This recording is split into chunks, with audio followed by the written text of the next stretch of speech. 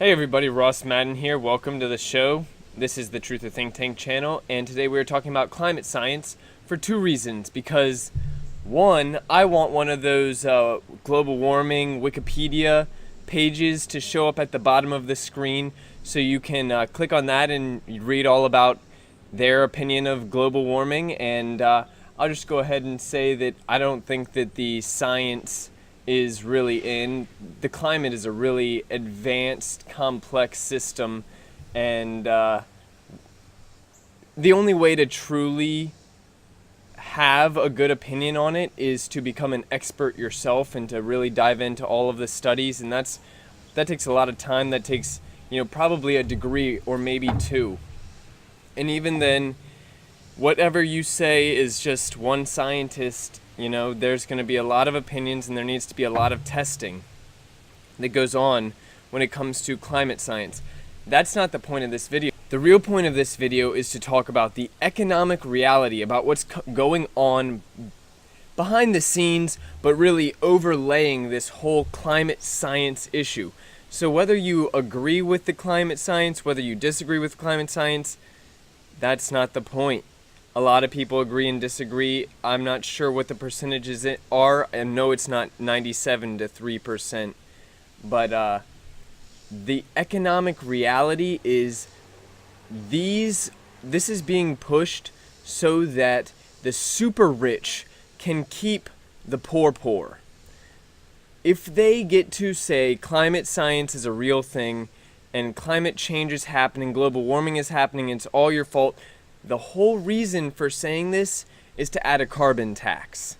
They want to tax energy because humans expend energy, and if you have a value-added tax like a carbon tax, like a gasoline tax, then they can say anyone who wants to expend a lot of energy, whether that's to build your business, whether that's to drive to your friend's house, or any sort of industrial need, that's a lot of the reasons why we need energy.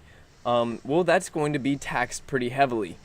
So who's really affected by a value-added tax? Well, a value-added tax is a tax on some part of the product chain, some part of the supply chain. So at some point there's a transaction, and we're going to tax that. So that would be like a carbon tax.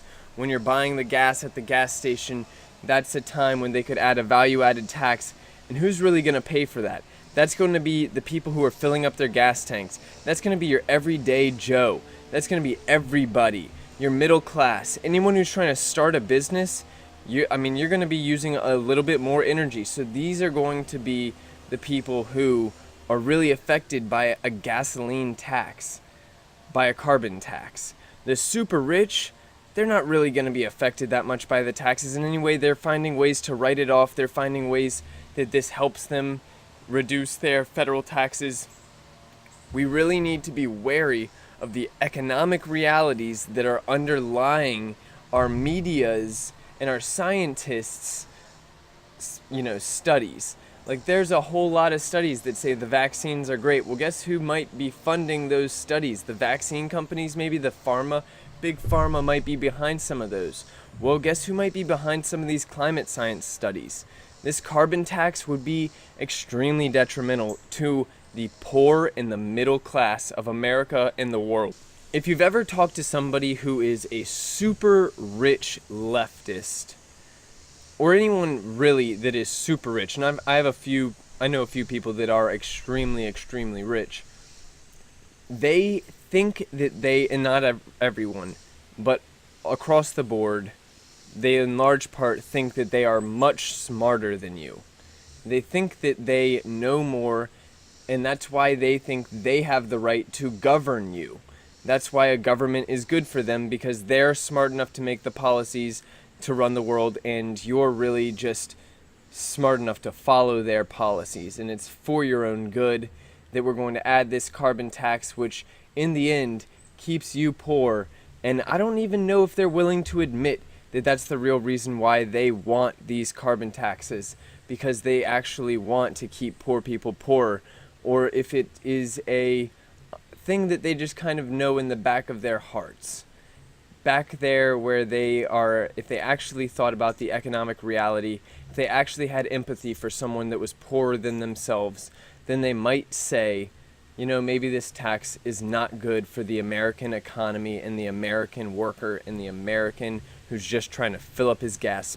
Thank you all for tuning in. This is Ross Madden with the Truth of Think Tank. I hope you have a fantastic day.